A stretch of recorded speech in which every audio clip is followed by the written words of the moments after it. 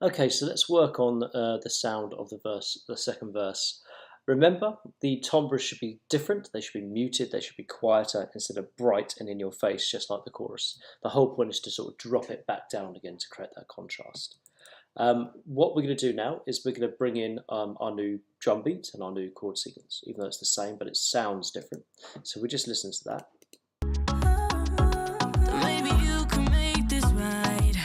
So you'll notice the first thing is that the hi-hats, instead of being really loud and in your face and crisp, they're quite muted and dull. So we're going to do that by simply using something called a filter. So what we're going to do is this. In the epic electro, where it says hi-hat, we're going to put a filter on it. So we're going to go to EQ, and we're going to turn the high cuts filter on. We're going to drag this down. I'm just going to drag it down to around about 3,600. You can double click there and type in 3,600 if you want to copy my step exactly. And we'll come back and we'll listen to this, what this sounds like in a minute by turning it on and off. We're going to find a hi-hat sound. You'll probably find that on F#1. That one there, okay. And you're going to program that in. So you can either play it in, it's up to you, or you can click it in like I'm just about to. So here we go. I'm just going to go into that. We're going to find our hi-hat sound, hi-hat, closed hi-hat. Drag that out a bit, and I'm just going to copy that. And there we go. And I'm just going to swing quantize that and turn the velocities up just a bit. Okay, right, if I just loop that section and play it back, I'm going to turn off this hi-hat filter. Okay, so if you just listen, if I drag this up,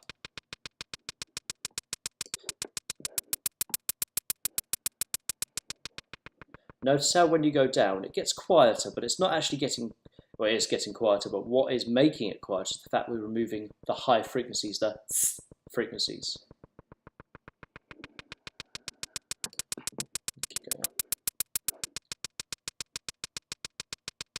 I reckon about 5,500 is perfect there. Up to you, but I think that now creates like a muted hi-hat sound. We're also going to bring our kick drum and rim click pattern back in. But what we're going to do, I'm going to show you now. I'm just going to copy and paste one of these across. I'm going to go to Apple 4. I'm going to get rid of the snare drum sound. I'm also going to vary up the kick drum pattern a bit. So that it's not exactly the same as what happens in the chorus. So here we go. Let's go for that. You can make this right. Maybe you can make this right. Cause you can make this right. Cool. Quite like that. And what I might also do is just move that down. You can make this right. No, I don't like that. Trial and error is important. If you don't like what you've done, just undo it and put it back to the way it was before. That's Command Z or undo. Right, you'll notice we've now got these two hi-hat parts and this long section here of kick and snare, but they're not together. So we're going to use the glue tool to stick them together. It's quite simple. Click on your toolbox, go to glue, select over the two you want to stick together. So I've just stuck the two hats together and click on them. And you can now see that our hats are the same length as this. So if you just drag one over the other, like that, it may only show one, but as soon as you go to your glue tool, select over them and stick them together like that, you'll now see your hats and your kick and click pattern are now together. So that's what the glue tool does. It's quite useful. I'm just going to loop this until where I think the verse finishes.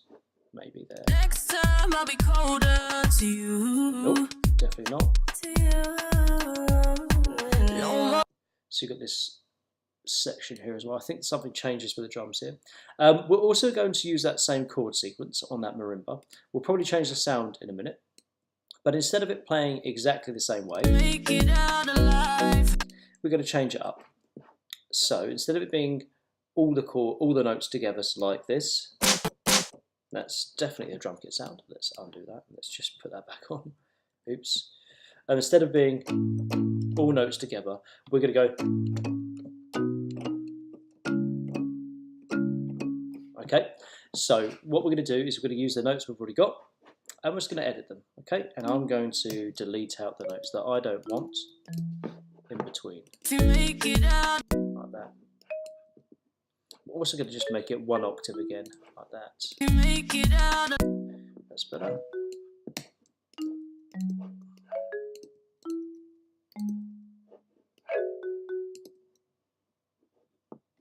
So it sounds like this.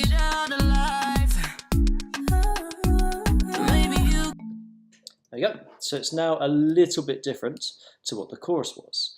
Now you could try changing up the sounds. I don't know what sounds are out there, but we could have a look. Just synthesizers, for example.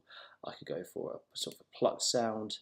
Let's go for something completely random. Rain harp. What does that sound like? You can make this right. Way too bright, way too sort of, you know, sharp sounding. So you may find something that you like. You make it out alive. That's quite cool. You can play around with that later. I can teach you some settings in the next lesson about sort of manipulating synthesizers. So you may want to go through and find another sound that you like. I'm just going to leave it in the marimba sound for now. Right, okay. So last thing we're going to do is we're going to put a bass sound in, but we're not going to use this one. We're going to use a different sound. Again, creating contrast between the verse and the chorus. I'm just going to copy that down here. And I'm going to use something like a, so if you go to where it says bass, synthesizer, bass, I'm going to use something that's quite soft sounding, so like a sine wave or a sub bass. You should be able to find one in there somewhere. Deep sub bass, perfect. So listen to that. Right, that sounds hideous. And the reason why is it's too many octaves down. So what you may want to do is select over those regions and go to where the region drop down is up here. And you can transpose it very quickly here. So I want to press 12. So instead of having to double click in here and find the notes and drag them up to the next octave, you can just select the regions you want and you can press the transpose button. Or if you double click on it, you can say, I want to move up one semitone or 2 semitones. Obviously that would sound hideous in this situation. Maybe you can make this up.